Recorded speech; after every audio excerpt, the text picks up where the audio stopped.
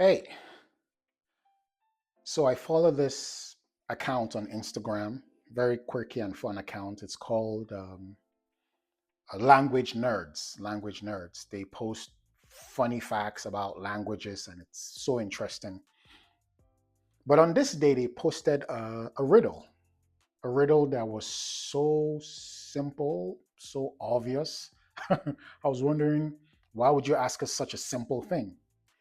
And the riddle was this: what starts with the letter O, ends with neons that can make you cry? What starts with O, ends with neons that can make you cry? Now, if you said opinions, your IQ is on a god level.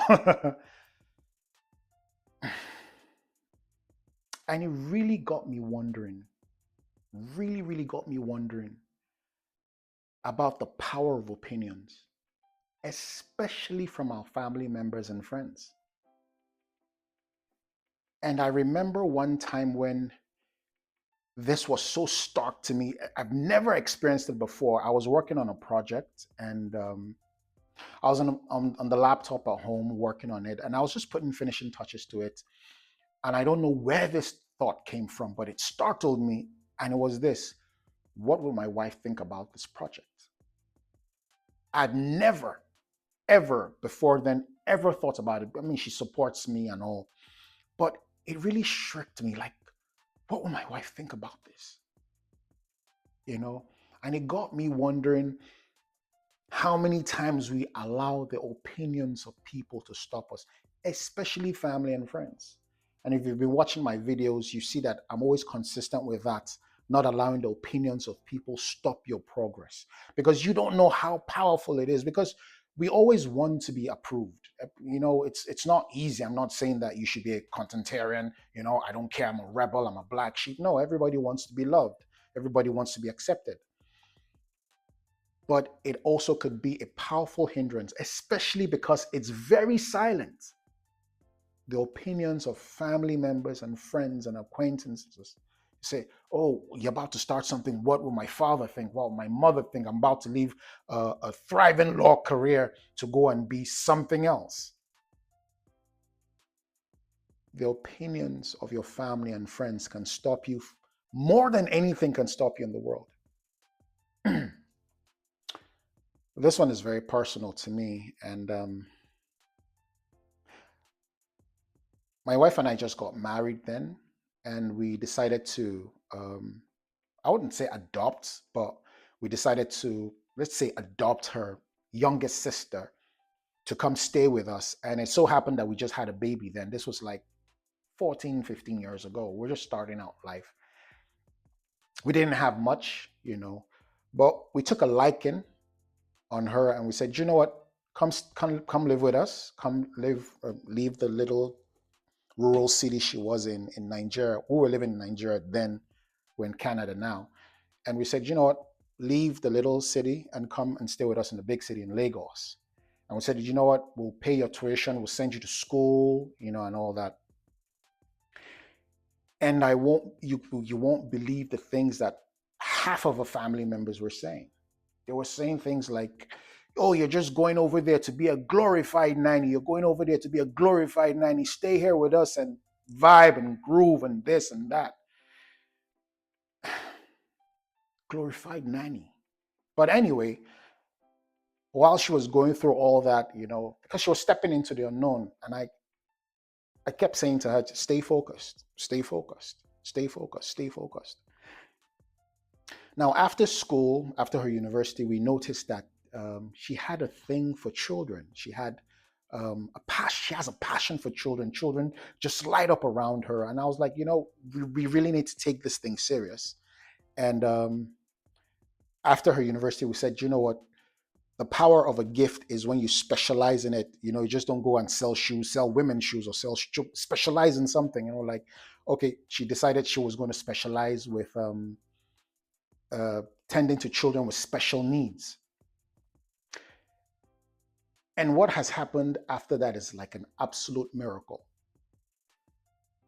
In the past 2 years, her name has been so so spread out among mothers that have children with special needs. She is so gifted at that, that children, let me give you an instance. She had a child who couldn't speak for 7 years. This beautiful 7-year-old child who has never uttered a word. Never uttered a word.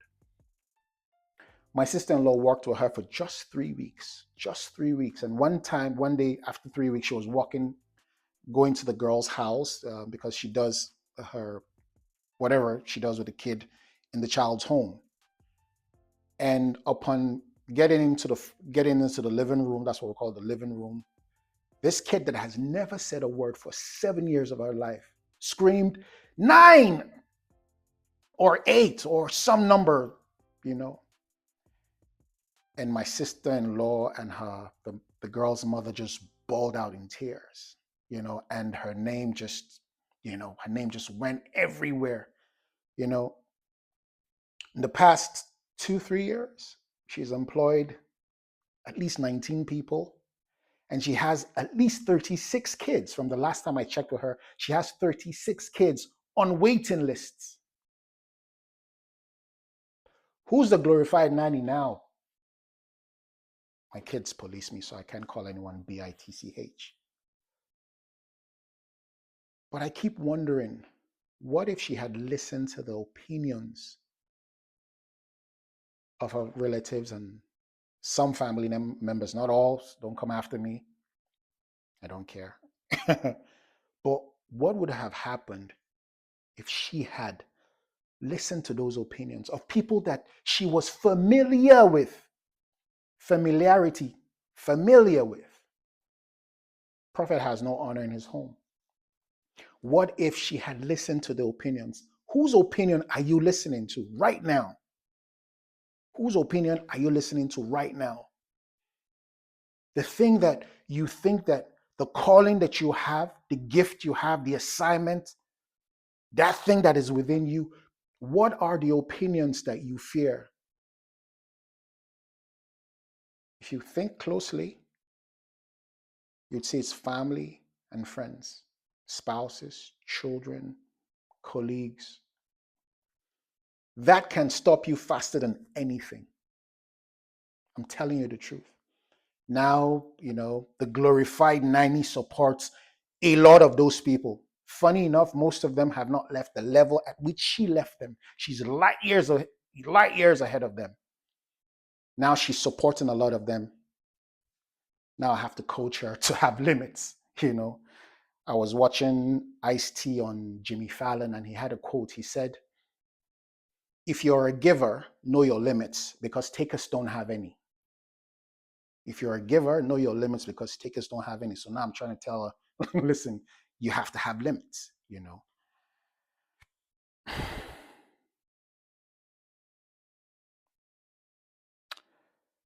There's this thing about the giraffe I learned the other day.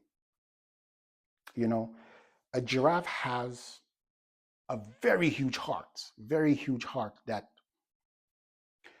pumps blood all the way through its neck, all the way to its head, right?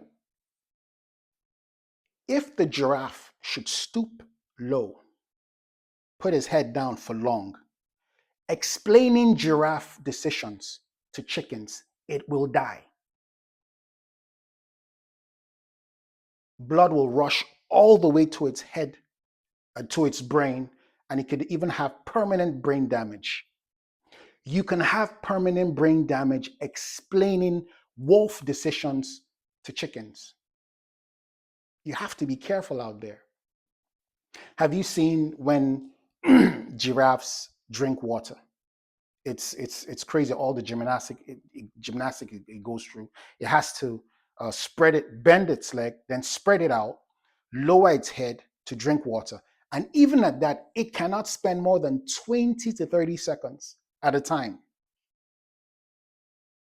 If not, it risks decreasing its blood pressure. It spreads its leg, bends it, spreads it, stoops low, and can drink at a time for more than 20 or 30 seconds. What does that tell you? You shouldn't spend more than 20 seconds explaining your decisions to people that don't believe in you. You shouldn't give it more than 20 seconds. Don't give it more. If you can, don't give it any time at all. But if you can, 20 seconds. Because people have opinions. Everyone has an opinion. Every single person has an opinion. Every single person, even on things that we don't know of. There's a segment on Jimmy Fallon, Jimmy Kimmel. A segment on Jimmy Kimmel, and I see it on Instagram, and it's it's unbelievable. And I think it's called Who Said What. So they walk on the streets of Los Angeles, where it's shot, and they ask the most crazy questions. The questions are so unrealistic that sometimes I believe that those people are staged, but I know it's not staged. They can ask a question like, what do you think about the president of the United States? What do you think about his decision to imprison aliens from Mars in the same general population as all the prisoners in Nevada? And I kid you not. Sometimes it is so crazy because people are like, no, he doesn't have the right to do that. Aliens are supposed to be imprisoned on their own. And other people say, no, aliens have rights. I'm just making that question up, but they have absurd questions. But everybody has an opinion. If you take your dream, your plan, and seek the opinion of anyone, you should only seek the opinion of someone who has done what you already want to do, someone who is already there. Seek their opinion. And even at that, you also have to be careful.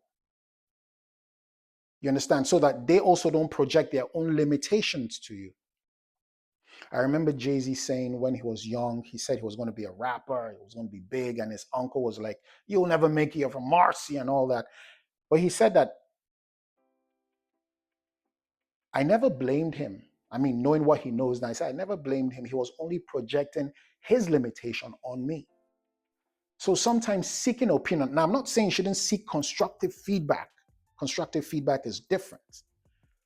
But if you seek the opinion for your dreams from anyone, from any doc.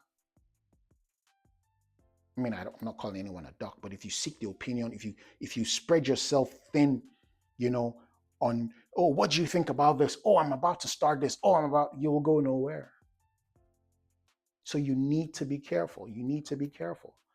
Again, what starts with O ends with neons that can make you cry, that can make you stall, that can make you stop, that can make you rethink, that can kill your vision. It's the opinions of people. So be careful out there, okay?